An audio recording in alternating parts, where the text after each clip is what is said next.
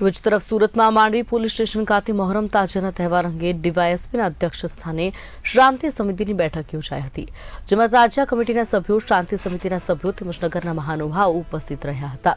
DYSP બીકે વનારે જણાવ્યું હતું કે મોહરમનો તહેવાર શાંતિપૂર્ણ માહોલમાં ઉજવાય, કાયદો અને વ્યવસ્થા જળવાઈ રહે તેમજ ટ્રાફિક સમસ્યા અંગે ચર્ચા કરવામાં આવી।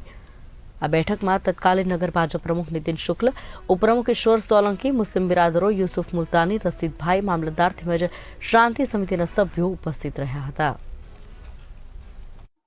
આજરોજ માંડવી પોલીસ સ્ટેશન ખાતે પોલીસ ઇન્સ્પેક્ટર તથા અમો દ્વારા માંડવી ટાઉન છે તેના શાંતિ સમિતિના સભ્યો, તાજિયા કમિટીના મેમ્બર્સ તથા આયોજકો છે એમની સાથે એક શાંતિ સમિતિની મિટિંગનું આયોજન કરવામાં આવ્યું।